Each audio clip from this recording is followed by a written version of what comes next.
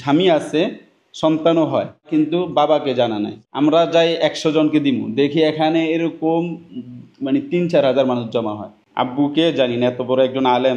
আলহামদুলিল্লাহ পর্যন্ত প্রায় 50 জন লোক এখানে ইসলাম ধর্ম গ্রহণ করছে, এবং আমি আলহামদুলিল্লাহ তাদেরকে যাতে ইসলাম ধর্মের উপর থাকে। আমি অবশ্যই এর আগে কখনোই এই ধরনের ভিডিও করি নাই বা আপনাদেরকে কখনোই আহ্বান করি নাই।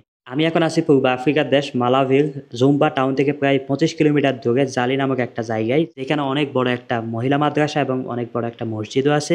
মালাভি রিলিফ ফান্ড ইউকে নামক একটা যুক্তরাজ্য ভিত্তিক সেবামূলক সংগঠন বা ফাউন্ডেশন, যেটার অধীনে এই দেশটাতে অসংখ্য মসজিদ মাদ্রাসাগুলো আছে, এবং সব মসজিদ মাদ্রাসাগুলো দেখভাল বা দেখাশোনার দায়িত্বে আছেন আমার পাশে থাকা এই ভাইটা, বাংলাদেশি ভাই মুফতি মাওলানা মানজুরুল ইসলাম। উনি এখানে দেখাশোনার দায়িত্বে আছেন, সমস্ত কার্যক্রম উনি নিয়ন্ত্রণ করে থাকেন। এই সংগঠনটার অধীনে যত ধরনের সেবামূলক কাজের বাজেট এসে থাকে ওনার মাধ্যমে হয়ে থাকে, এবং উনি বিতরণ করে থাকেন। গ্রামীণ জনপদের বিভিন্ন মক্তবগুলো আছে, যেখানে ওনারা গিয়ে মানুষকে দিনের দাওয়াত পৌঁছে দেন, এবং এই দেশের মানুষ যে 3 বেলা খেতে পায় না বা 3 বেলা যে আহার হয় না, সেই আহারটা ওনাদের কাছে পৌঁছে দেন। কিন্তু ওনার কাছে আসা যে বাজেটটা থাকে সেটা অনেক অনেক সীমিত হয়ে পড়ে এই দেশের স্থানীয় বা গ্রামীণ জনপদের যে চাহিদাটা আছে সেটার তুলনায়। ওনার নিজ উদ্যোগে এখানে প্রায় অর্ধশত খ্রিস্টান ধর্মাবলম্বী দিনের দাওয়াত পেয়ে ইসলাম ধর্ম গ্রহণ করছেন।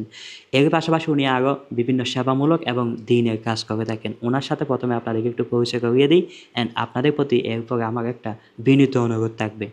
আসসালামু আলাইকুম রহমতুল্লাহ। আমার নাম মোহাম্মদ মঞ্জুর আরাফাত। আমার বাড়ি বাংলাদেশের কুমিল্লা জেলায়। তো আমি আছি পৃথিবীর অন্যতম দরিদ্র দেশ মালাউইতে। এখানকার এক সুনামধন্য প্রতিষ্ঠানের পরিচালনায় আসছি। পাশাপাশি প্রত্যন্ত অঞ্চলে আমার অধীনে প্রায় 120টি ছোট ছোট মাদ্রাসা পরিচালিত হয়।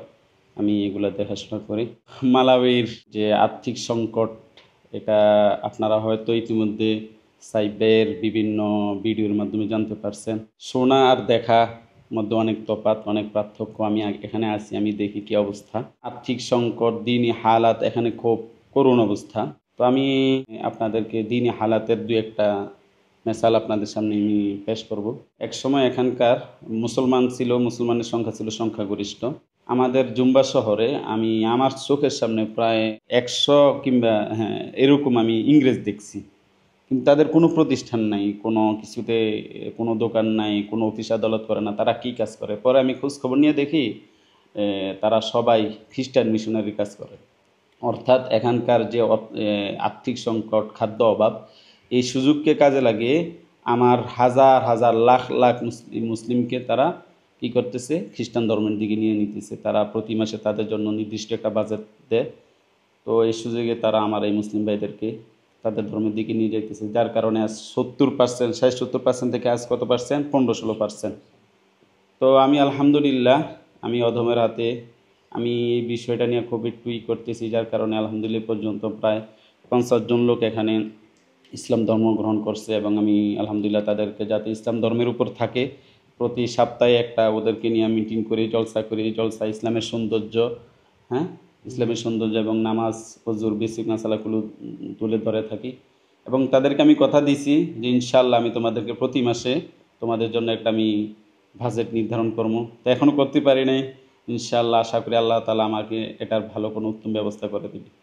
দ্বিতীয় এখানে যে প্রবলেমটা, দিনই হালাত যে করুণ অবস্থা, আমার এখানকার মাদ্রাসা সাইডের যিনি সিনিয়র টিচার, ওনার সাথে একদিন কথায় কথায় ওনার আব্বু আম্মুর কথা আসলো সামনে। তো বললাম যে আপনারা আম্মু কোথায় থাকে? বলে আম্মু তো আছে বাসায়, আব্বু। তো তখন উনি প্রত্যুত্তরে বলতেছে, খুব সহজভাবে বলে দিল যে আব্বু নাই। আব্বু নাই বলতে আমার আব্বুকে জানি না। আব্বুকে জানি না, এত বড় একজন আলেম। তো সে উত্তরটা খুব সহজে দিয়ে দিছে। পরে তো তার থেকে আমি যে তথ্যটা জানলাম, এখানকার প্রায় 95% সন্তান, বাচ্চাদের বাবাকে জানা নেই। এ হলো স্বামী আছে, সন্তানও হয়, কিন্তু বাবাকে জানা নাই। জায়েজ বাবা না, সবগুলা আমরা বাংলা ভাষায় যেটা বলি জারজ সন্তান, হারামজাদা। এই করুণ অবস্থা। তো আলহামদুলিল্লাহ আমি তাদের জন্য একটা এখন প্রোগ্রাম বানাইছি। আমার অধীনে যে মক্তবগুলাতে যে শেখগুলো আছে তাদের মাধ্যমে প্রতি সপ্তাহে একদিন রবিবারে প্রোগ্রাম করে থাকি। যে সমস্ত মহিলা কোনো লোকের সাথে থাকে, কোনো পুরুষের সাথে থাকে, তার মধ্যে মানে দুজনের মধ্যে আমরা বিবাহ করে বিবাহ বন্ধন আবদ্ধ করিয়ে দিই। তো আলহামদুলিল্লাহ প্রতি সানডে এই প্রোগ্রামটা হয়ে থাকে এবং তাদের জন্য আমরা নির্ধারিত একটা বাজেট ধরছি। মানে প্রতি কাপলকে আমরা 5,000 খরচা করে দিই। এরপরে একটা বিছানা আর একটা কম্বল করে দেওয়ার নিয়ত করছি। আশা করি আল্লাহ তাআলা এটারও আপনার তরফ থেকে না সংস্থার তরফ থেকে? এটা এখনও আমরা নিয়ত করছি। হ্যাঁ, আমাদের পক্ষ থেকে হইতেছে, বাকি এটা এখনও দেওয়া শুরু করিনি। হ্যাঁ, দেখি ইনশাল্লাহ আল্লাহ তাআলা উত্তম ব্যবস্থা করবে। বাকি এখানকার আর্থিক সংকটের দিকে লক্ষ্য করে আমি কিছু সেবামূলক কার্যক্রম হাতে নিয়েছি। তো এর মধ্যে একটা হলো পুরো বছরব্যাপী যারা আকিকা অথবা সৎকার জন্য ছাগল গরু দিতে চায় তাদের পক্ষ থেকে ছাগল গরু জবাই করে অসহায়দের মধ্যে বিতরণ করে থাকি। রমজান মাসে অভাবগ্রস্তদের মাঝে ইফতার সামগ্রী বিতরণ এটাও আমরা করে থাকি, করার নিয়ত করছি। গত রমজানই করছি আলহামদুলিল্লাহ। হ্যাঁ হ্যাঁ, আমাদের হ্যাঁ ফাউন্ডেশনের, আমি যেটা আপনাদেরকে বললাম, ফাউন্ডেশনের পক্ষ থেকে যেটা আসে এটা তো এখানে কিছুই হয় না। আমরা যাই 100 জনকে দিব, দেখি এখানে এরকম মানে 3-4 হাজার মানুষ জমা হয়, বুঝছেন। একটা মসজিদে যাই, আমাদের বাজেট এখানে 150 জন মানুষকে আমি বিতরণ করবো, 150 প্যাকেট নিয়ে যাইতেছি, ফুড ব্যাগস নিয়ে যাইতেছি, তখন দেখি এখানে এরকম 1,500-2,000 মানুষ জমা হয়ে যায়। তো 150 জন মানুষকে দেই, বাকি সবাইকে আমাদেরকে করতে হয়, হ্যাঁ, না দিয়ে ফিরে আসতে হয়। যদি সম্ভব হয় তো কিছু দেই, দিতে পারি। আমরা কি আর, আমাদের তো আর এত বেতনে এত হাই কোয়ালিটির না যে সবাইকে দিতে পারবো। গরিবদের মাঝে ঈদ উপলক্ষে পিতরা, পোশাক অথবা ঈদ সামগ্রী বিতরণ, কোরবানি উপলক্ষে যে আমাদের মধ্যে যারা স্বচ্ছ, যারা আছে কোরবানি করার উপযুক্ত, তাদের পক্ষ থেকে তারা যদি চায় তো তাদের পক্ষ থেকে আমরা এখানে কোরবানি আদায় করি এবং এই কোরবানির গোশত তাদের মাঝে বিতরণ করি। এখানকার মানুষ তো খানাই পায় না, 3 বেলা খানা তো ওরা কী জিনিস এরা বুঝে না। হ্যাঁ, তো গোশত তো এটা আকাশ কুসুম ব্যাপার।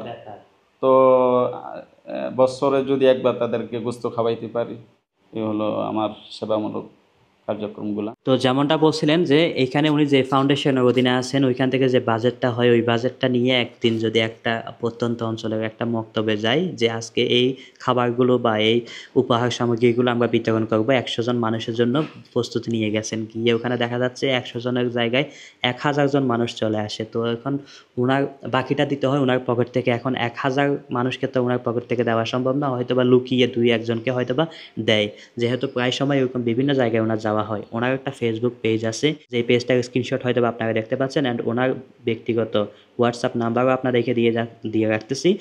আপনারা বিশ্বের বিভিন্ন জায়গায় বিভিন্ন দেশে যেখানে থাকেন না কেন, আপনারা যদি এই আফ্রিকার বুকে যে মানুষগুলো যে 3 বেলা 1 বেলা খেয়ে বেঁচে থাকে, অনেকে আছে শুধু ফল ফ্রুট খেয়ে বেঁচে থাকে, বিশ্বের 4র্থ গরিব দেশ এই মালাউইতে এই মানুষগুলো অন্তত 1 বেলার আহার বা 1 বেলার খাওয়ার রিজিকের উসিলা যদি আপনি হতে চান, ওনার সাথে যোগাযোগ করতে পারেন।